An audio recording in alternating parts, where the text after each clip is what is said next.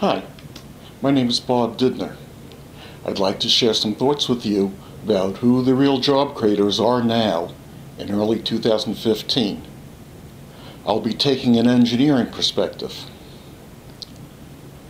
There's general agreement that the past 5 years of steady job growth, that's now about 200 to 250,000 new jobs a month, is far better than the 800,000 jobs lost every month around the end of 2008. However, we still need more and faster growth to complete the recovery from the greatest economic downturn since the Great Depression of the 1930s, and to stimulate employers to once again provide salary and wage increases that at least keep pace with the cost of living increases. The question I'd like to consider with you is, what is the best way to increase job growth now?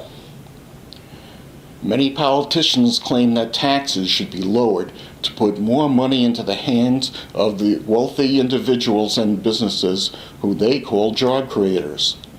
They claim that additional wealth put into the hands of these so-called job creators will motivate them to invest in things that create jobs, and their added wealth will trickle down to everyone else.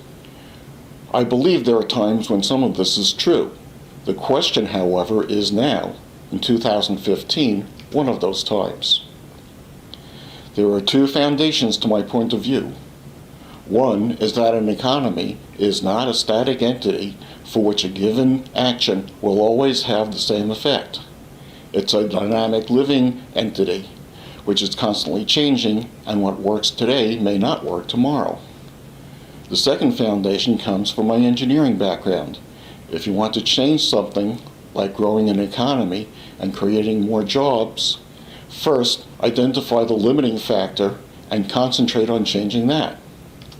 Putting the two foundations together, today's limiting factor of economic and job growth may be different from tomorrow's limiting factor, and the people and their entities that control the limiting factor at any particular time are the true job creators at that time. During the stagflation starting in 1979, for example, the limiting factor was the unaffordable cost of energy due to the Iranian Revolution, which caused the global oil supply to be reduced, even though it was only by about 4%.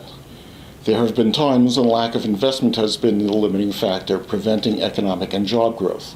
Such times were during the Great Depression of the 30s and the early days of the Great Recession of 2008.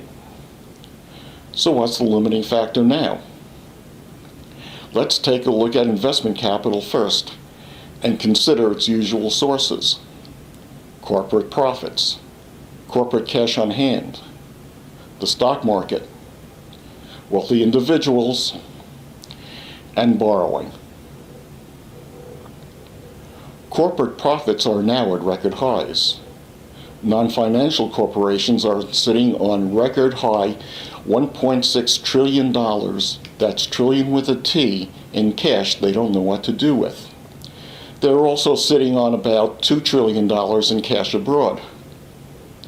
Last quarter saw record high stock market prices. There are more billionaires and millionaires in our nation now than ever before. And interest rates are so low that foreign governments and businesses now pay for the privilege of lending money short-term to our government. So, now there's an overabundance of funds available for investment and borrowing. Investment capital is far from the limiting factor right now. Wealthy individuals and organizations, therefore, do not control the limiting factor. Since they are sitting on record levels of capital, they are not investing in job-creating activities. Therefore, they are not the job creators now. Cutting their taxes so they can retain more wealth will only provide them with more funds to sit on, buy elections with, or sock away in offshore tax havens. So if investment capital isn't the limiting factor, what is? It's not energy. Oil prices have been steadily declining since their 2011 peak, and the U.S. is now the #1 producer of combined gas and oil in the world. The limiting factor now is demand. Businesses won't put cash to work, borrow, or sell more stock to make more stuff unless that stuff can be sold. So what's the best way to increase demand? Putting the 9 million unemployed to work will increase demand. There are currently 5 million domestic jobs that employers can't fill because they can't find qualified candidates. Investment in education and training to qualify more unemployed to fill these jobs will increase demand. Our roads and bridges are in the worst shape since World War II and will soon hamper businesses from getting supplies and sending their goods to market if not repaired. Hiring the unemployed to repair our crumbling infrastructure will increase demand. Increasing the minimum wage so it brings workers paid at that rate up to the poverty level will increase demand. To recover from the Great Depression, our government addressed the lack of investment by businesses and individuals by investing in our infrastructure we all still share and benefit from. It invested in great hydroelectric dams, national parks, roads and bridges, public transportation, post offices, and other public works. The products of this investment, which is still much of the foundation of our current economy, had side benefits, like reducing the demand for fossil fuels. The millions of people this put to work also increased demand. Some say that the government doesn't create jobs, the private sector does.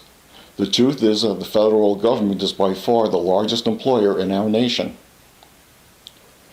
So what about putting more money in the hands of the super wealthy and businesses by lowering their tax rates? Won't that increase demand that trickles down? Not much. The super wealthy already have about as many estates, jet planes, yachts, servants, and limousines as they want. So if giving more wealth to the super haves doesn't substantially increase demand, and investment isn't currently the limiting factor, whatever additional funds they receive will not increase demand or trickle down.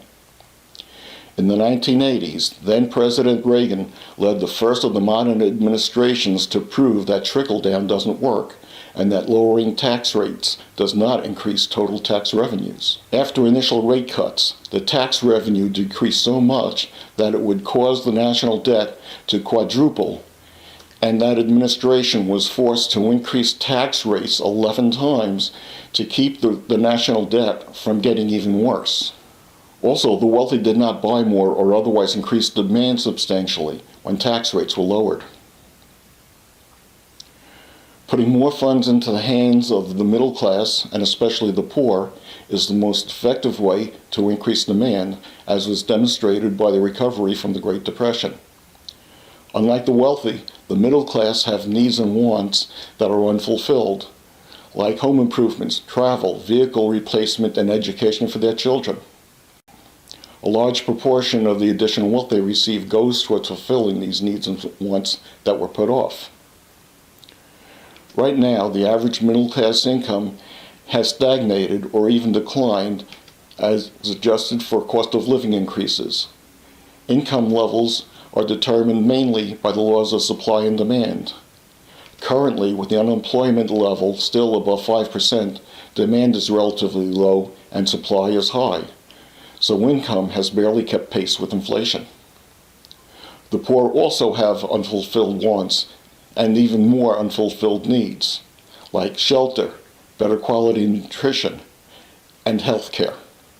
Almost all of their additional income goes immediately to satisfy these needs and a bit to their wants.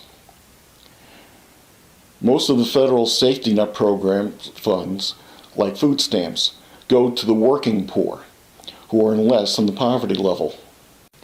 So your tax dollars are in effect subsidizing the likes of the wealthiest family in our nation, so they can pay many of their minimum wage workers less than the poverty level of income, and your taxes pay for their food stamps to help their family survive.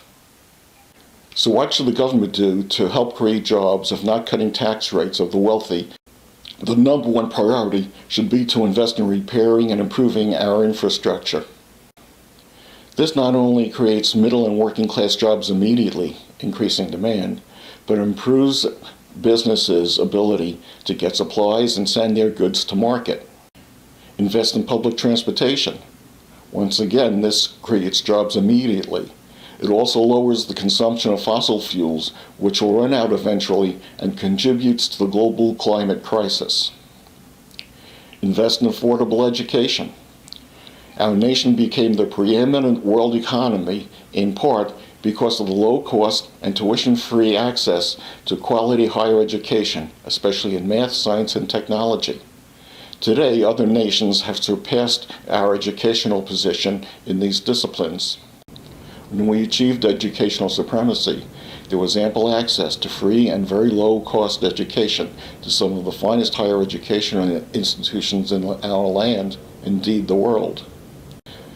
Some of the highest-rated educational institutions were public and tuition-free, like the University of California and the City University of New York.